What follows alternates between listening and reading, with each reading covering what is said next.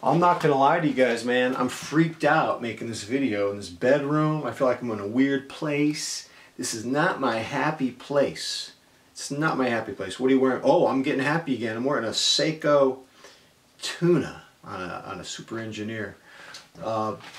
I need to make a confession. So my wife's making a pesto pizza, homemade, in the kitchen with one of her thumbs wrapped up in gauze because she cut it yesterday. My daughters are doing some kind of a Google Hangout thing with her best friend at school. And I'm here. And I have a confession to make. I want to let you guys know something. I'm a watch obsessive, and some of you are watch obsessives, and there's something I do that I want to confess to you. I will be sitting at my computer, and I'll be reading an article. I'll be reading a news article. I'll be grading my students' online essays, uploaded to Turnitin.com.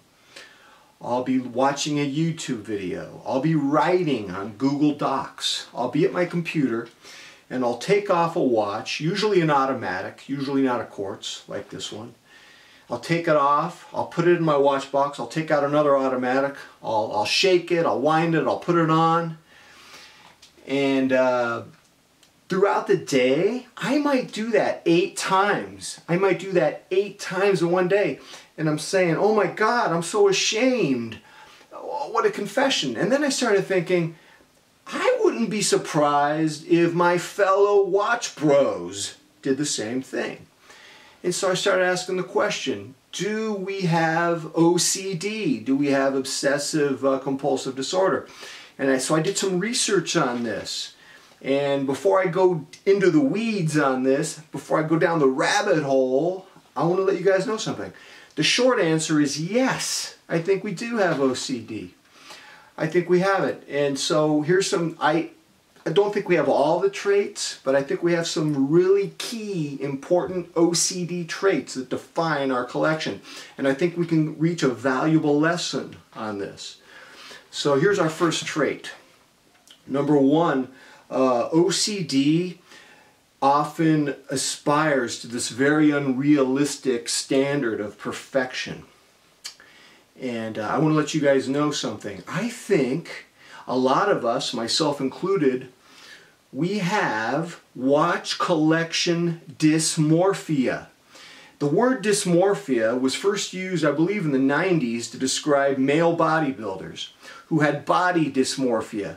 No matter how much they worked out, they always thought they fell short. They always felt they were small. So weekend nights, man, they're training.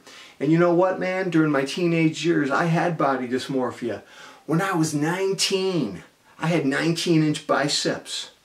And I was thinking, all right, I'm 19, I got 19-inch biceps. When I'm 20, I'm going to have 20-inch biceps. When I'm 21, 21-inch biceps. This is amazing. Everything's going according to plan. So, I want to let you guys know something. My biceps never got to 20. No. Not only did they not get to 20, they went down a little bit. They went down to about 18.5. Yeah. And I was depressed.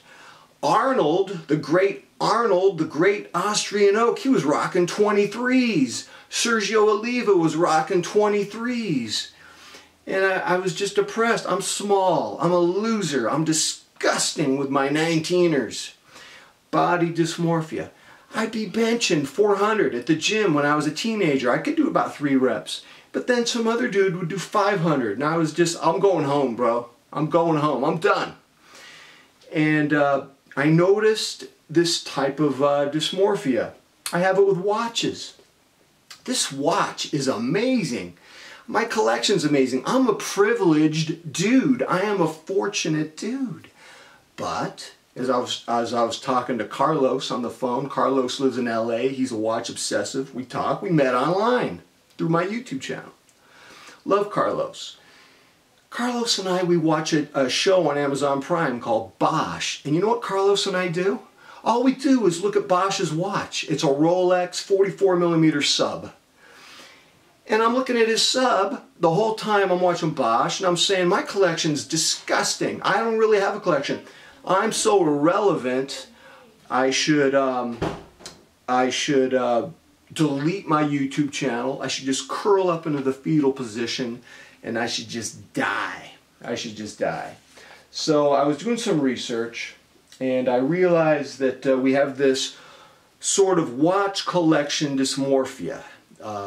So here's another thing that I found. In addition to this, we have compulsive hoarding tendencies. Compulsive hoarding tendencies. I have them when it comes to watches. I'll give you an example. I love the tuna. I'm not content getting it with one configuration. I have to get the other one, so I have the 033. I would love to have the blue dial as well. I'm that way with the Monster. I've got a Marine Monster, I got a Coral Blue. I like various Sumos, even though I don't have any Sumos in my collection right now, but you know what I'm saying. I have the ProMaster Land in black. I'd like to get the stainless steel one again.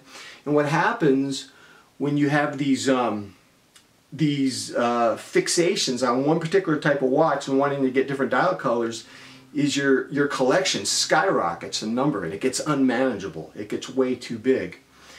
But you know, you have these hoarding tendencies, and so you try to tell yourself, I'm going to make a rule, one in, one out. Every time I buy a watch, I'm going to sell a watch. But what happens is, down the road, you're sneaky because you're an addict. And down the road, you rebuy the watch you sold just to give yourself permission to buy a watch.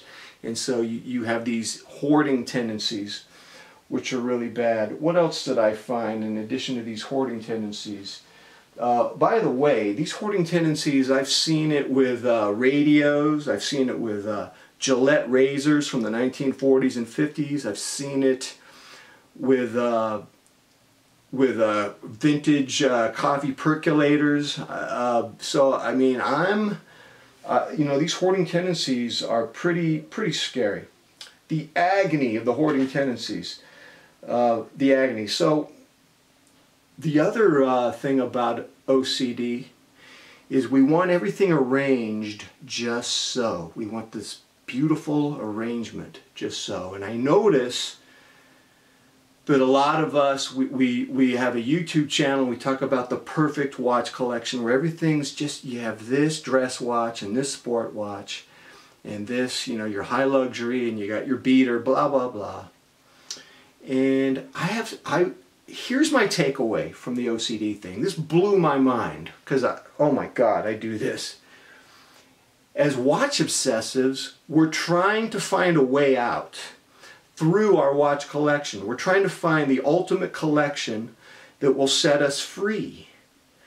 But do you see the contradiction? Do you see the paradox? Our OCD is baked in us, and the watch collection, the watch obsession over getting the perfect collection is both a cause and a symptom of the OCD. You can't cure your OCD with something that's part of the cause and the symptom. It's insane. It doesn't make any sense. So here's your takeaway. Never ever delude yourself into believing that all the time, effort, and thought and money you devote to coming up with a perfect collection is going to cure you of your OCD, because your OCD is baked in, and all that time, obsession, and money, that is your OCD. It would be like a scorpion trying to get rid of its stinger by stinging itself. Come on, man. So all you could do, I think if you're OCD like me, a smaller collection would make you less anxious, but who can do it? I mean, look, man, we all want to lose weight, and the answer's simple, just eat 50 carbs a day. But who can eat 50? I can't. I eat 150. I'm probably 15 pounds more than I want to weigh, Mr. Body Dysmorphia. But you know what I'm saying. Sure, you would be happier with four watch collection, but who can do it? That's the thing. All right, ladies and gentlemen, tell me what you think, man. Are we all part of an OCD crazy situation? Ouch. All right, until next time, I'm out.